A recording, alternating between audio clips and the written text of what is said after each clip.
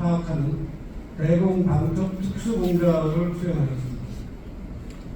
해방이 되고 북한으로 돌아가셨는데 40년 하이라고에서 만난 도상원 여사와 깊은 일을 하셨고 오늘 우리가 여기 보셨는데요. 탈북해서 올라가셨고 제3년대 이등병으로 입대했다가 47년 조선경제사관학교 6차 전신이죠. 3기 박정희 대통령이 2기 희생이니까 바로 3기 다음 경제사관학교를 들어가셨고 바로 3개월 교육 마치고 소위 인간에서 제1년대 정보과 배속을 해서 그때부터 국내 좌익 근자들을 검거하는 활동을 시작하셨습니다. 48년 중위진급, 대위진급 하셨고 여순반란이 있었죠. 48년 10월 19일 날 여순반란 이후 본격적인 숙군 작업이 개시가 됐고 그 숙군의 주역이셨습니다. 1949년에 소령 긴급을 하셨고 방첩대장 취임을 하셨고 중령 긴급 그다음에 이승만 대통령과 직접 만난 게 저 때가 처음이라고 기록에 있더라고요. 그리고 1950년 6.25 전쟁이 났을 때는 인천 9월달에 인천 상륙작전할 때 국군 17년대와 함께 인천에 들어갔고 대령 긴급하셨고 51년에 특무부대장으로 5대 특무부대장으로 취임을 하셨고 53년에 준장 긴급 별 하나죠.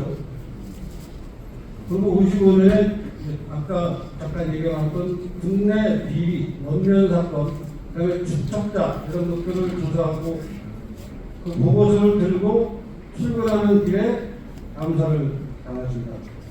암살 당하실 때는 만 40이셨고 중장으로 추사가 되셨습니다. 사실 한 1기급 보통 특진시켜서 추서를 하는데 2단계를 뛰어넘는 추서를 국가에서 했고 국군 최초로 국군장을 했습니다. 그래서 처음에 경기도의 안양 석수동인가에 위치셨는데 뜻에 있는 분들이 예를 들어서 1998년에 대전 현충원으로 이장을 하셨습니다. 훈장을 엄청나게 많이 받으셨더라고요. 50년 11월 30일 을지 무공 훈장부터 시작해서 마지막에 56년 10월에 무공 부장까지 을지, 화랑, 충무, 을지, 태극 이렇게 많은 훈장을 받은 분이 있을까 하는 생각이 들 정도로 많은 훈장을 받으셨고요. 54년에는 미국에서 국무훈장을 받으셨는데 아이젠하워 대통령으로 받으셨고 그리스 주한 원정부 명예기장도 받으셨습니다. 이거 말고도 여러 가지 공헌사항이 있는데 생략하겠습니다. 다음에는 사실은 제가 김창룡 대군에 대한 공부를 하고 나서 이 부분이 가장 중요한 기여를 하실 거라는 생각이 들어서 강조하면서 이렇게 글을 준비했습니다.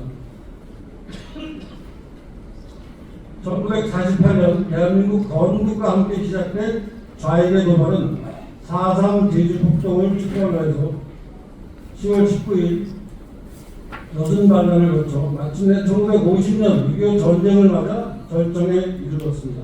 이 도발에 맞선 대통령 이승만의 포급이 성공하기까지는 다른 무엇보다 타국에 헌신한 김창룡 장군의 활약이 존재합니다.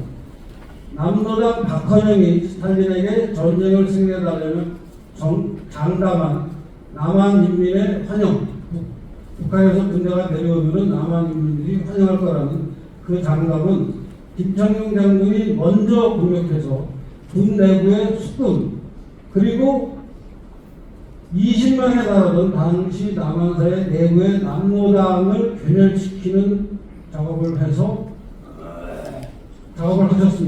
1948년 말부터 1950년 전쟁이 발발하기 직전까지 김창룡은 남노당 간부들을 연타했습니다. 남노당 조직부장 이중업, 남노당 군사부총책 이재복, 남노당 위원장 김삼룡, 이주환 이 사람들을 다 검거했죠. 이 과정에서 김창룡 대위는 대한민국의 미래를 바꾸는 엄청나게 중요한 일을 했습니다.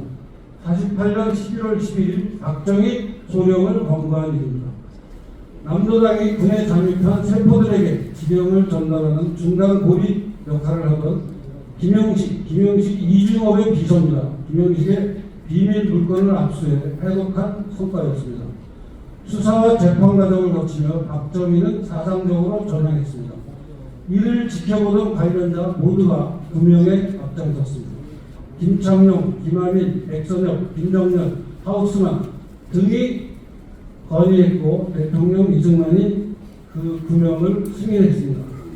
그리고 나서 박정희는 6.25 전쟁을 통해 본인이 좌익이 아니라는 사실을, 대한민국에 충성한다는 사실을 전쟁을 통해서 철저하게 증명했습니다. 대한민국의 천운이 바뀐 일이라고 생각합니다. 반공이 이어졌습니다. 이승만, 박정희에게 이어지는 반공은 이런 김창룡 장군의 역할이 있었기 때문에 우리가 공산당을 막아내면서 오늘날 발전을 이뤘다고 생각합니다. 1차부터 7차 숙군도 김창룡 장군이 하셨습니다. 군 안의 숙군, 또 군 바깥의 사회에 그 당시 남로당 세력을 외면시키는 일까지 다 김창룡 장군이 하신 일인데요. 방첩대와 특무대에서 전부 합쳐서 7차에 걸쳐서 1600명, 1700명 가까운 숙군을 했기 때문에 6.25 전쟁 때 우리 군이 내부에서 혼란이 없었고 내부의 저항이 없이 북한군과 유엔군의 도움을 받아서 싸워서 나라를 지킬 수 있었다고 생각합니다. 다른 무엇보다 이 부분이 가장 중요한 김창룡 장군의 대한민국을 위한 헌신이었다고 저는 생각합니다.